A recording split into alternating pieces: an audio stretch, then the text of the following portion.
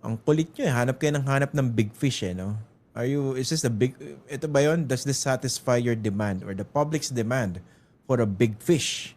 Kasi diba kinasuhan na si Zaldico before, no? Pero ito, dating senador, si Bong Revilla, kinasuhan na ng ombudsman, graft and malversation in connection with this flood control project sa Bulacan. Well, mas malaki namang isda yan kaysa doon sa mga nakasuhan before, no? Except kay Diskaya. Pero will it appease the public? Of course not, no? Dahil ex-senator na si Bong Revilla. Tsaka pang ilan na ba niya to? Pang take two. Pang take two na kaso. Possibly na makulong siya. Ang kinakailangan, yung mga sitting senators at saka yung mga sitting congressmen na na-link dito sa corruption. No? Yun, pwedeng ma-appease ng kaunti, ng bahagya yung mga tao. Bagamat hindi sapat dahil systemic yung corruption na yan. Mahalaga rin na may cabinet secretary man lang na makasuhan at makulong.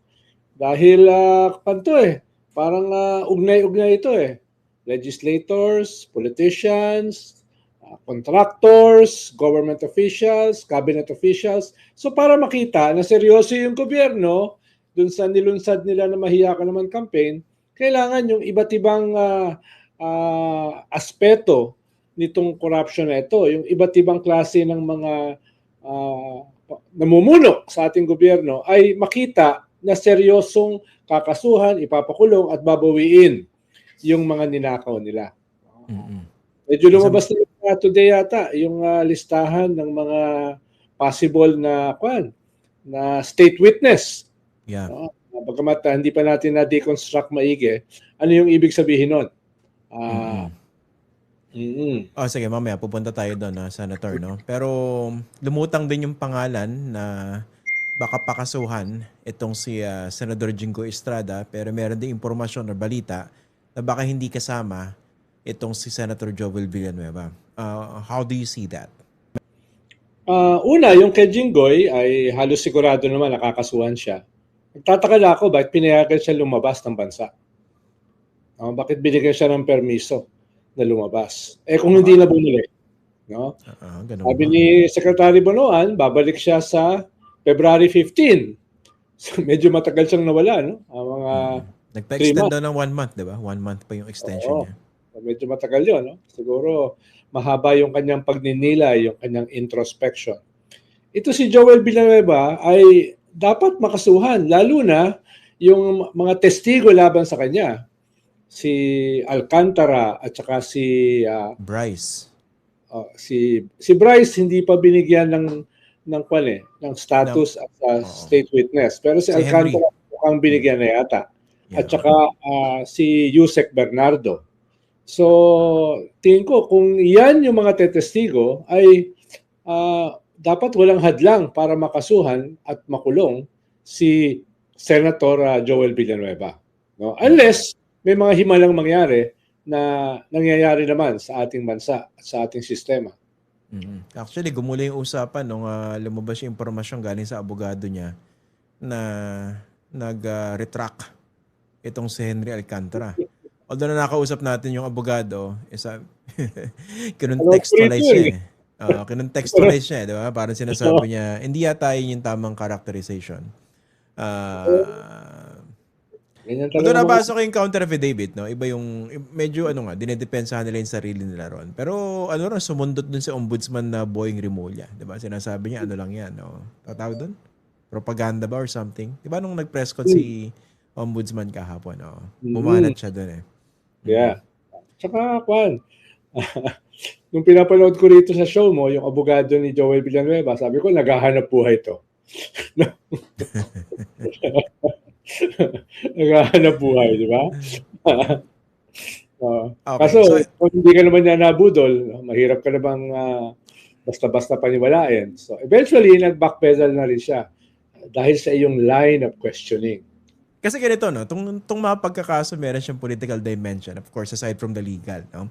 Kaya yun yung gusto ko rin puntahan, Senator. Yung political dimension nito in terms of the president keeping his promise, keeping his commitment supposedly to the public, and of course, in terms of his political survival. Okay? So, kunwari, Bong Revilla, kinasuhan. Sabi nyo, kulang pa yan to appease the public, no? Hindi naman dahil naghahanap lang ng dugo yung publiko, pero ang konteksto ito yung pananagutan, no? Yung sa iba pang mga big fish na binabanggit ninyo, kailan ba dapat makita yan? Base sa pagpulso ninyo dito sa public sentiment. Last month. Tapos na. Tapos na yung deadline. As a yung presidente nagsabi, no? Dapat para hindi mag-overflow yung outrage ng mga tao, sana man lang this month, no? Before EDSA. Iba pa yung before EDSA. No? This month, medyo galit na yung mga tao. Huwag na nilang patagalin. Huwag na nilang sumobra pa yung galit. By next month kasi, hindi mo na sigurado yan eh. No? Hindi mo na sigurado. Of course, sana man lang at the maximum bago mag-EDSA celebration. Para yung tono ng mga pagkilos nationwide, yung tono ng prosesyon from Quiapo Church to Santo Domingo to EDSA Shrine, yung tono ng 3 araw na selebrasyon, yung ay hindi katulad ng tono ng Black Nazarene activity. Ngayon lang ako nakakita na Black Nazarene celebration na mismo yung pare sa Quiapo Church ay bumalat ng sharpest line at yung mga tao na nagmamarcha ay sinisigaw yung anti-corruption slogan. Ngayon lang ako nakakita ng gano'n. Actually, Sen, delikado yan sa mga sangkot sa flood control, lalo yung mga malalaking isda. Tanongin niyo ako, Senator, bakit? Bakit? Miraculous yung Black Nazarene. Pag humiling ka nun, magkakatotoo. Pag sinabi nating panagutin, ikulong, habang buhay itong mga mandarambong na ito, ibibigay yun. Yes, panata yun eh. Diba panata? Iba yun. No? Yung panata, malapit-lapit na sa fanaticism. No? Bumanat eh, no? Medyo separate discussion yan. May sagot ako dyan. So mahalaga yun, no? Starting February, may mga build-up activities na yan going to EDSA. Siyempre, kung this January, wala pa rin nakukulong na mga malalaking isda, baka yung mga build-up na yan ay tira na, patama na. No? So sana, this month, magawa na nila ng paraan.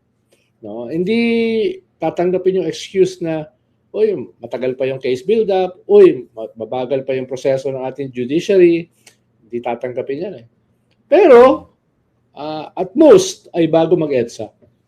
Okay. Gawa na ng paraan. Para yung build-up ay hindi atake, hindi galit, hindi disenchantment. Kasi pag hindi nangyari yan, yung atake, madadirect dun sa Pangulo. Which is already happening. Yes, dahil yung EDSA, hindi siya one-shot event eh. May build-up yan eh. Nagke-create ka ng atmosphere eh. Ano yung atmosphere na i-create mo? Galit, outrage, a sense of hope, di ba? Medyo kaunting optimism. No? So, mahalaga yung build-up. So, sana, baka magkaroon ng mga build-up going into the nationwide activity sa 40th anniversary ng EDSA. 40th yan, ha? Hindi yan basta-basta kahit anong activity. Ay nakita na this month na may nangyayari. Kaya magandang magandang effort yan, pero kulang na kulang pa. Yung mga kinasuhan yesterday at saka today.